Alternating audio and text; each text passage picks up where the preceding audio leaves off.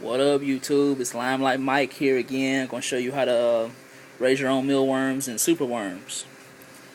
Alright, first of all, you need to get you like a little container like this right here, like I got. You got 3 drawers. You can get even bigger ones depending on how much if you're going to breed them, you're more likely to have a bigger one because mealworms, especially mealworms, they multiply quick. Mealworms, you can kind of determine how many of them you want because you have to make them turn into a beetle. We're going to start off with the mealworms here. What I got here is this right here.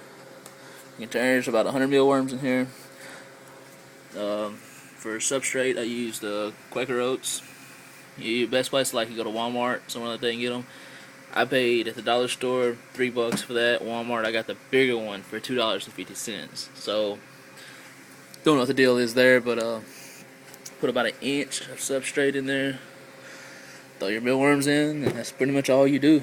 And make sure for like food wise, like they're gonna eat the oats, but I also throw a little bit of calcium powder in there, and like the cricket flickers cricket food or whatever. Throw some of that in there. They'll tear that shit up too.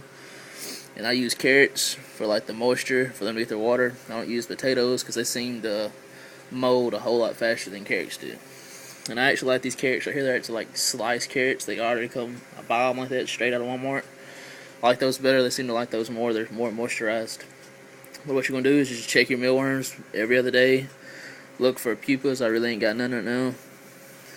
And I can see we got that little mealworm up there chowing down that carrot.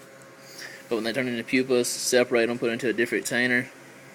And then from there, they should turn into beetles. Then set your beetles up the same way with oats. And just let them breed. Eventually, just keep a check on them, look for babies. Once you start seeing babies, take the beetles out because the beetles love to eat the mealworms. So once you do that, you just keep repeating the process for however many mealworms you want. Now the superworms, they're a little different. Superworms, as you know, they're much, much larger. I just bought these guys a while ago. I don't see none in here nowhere. There's only like 30 of them in here.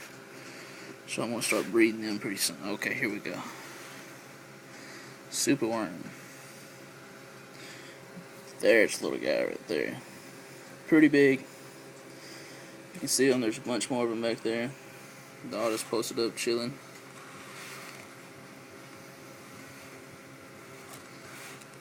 But the superworms, in order to breed them, you got to keep them.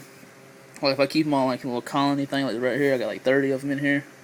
They're never going to turn into a beetle.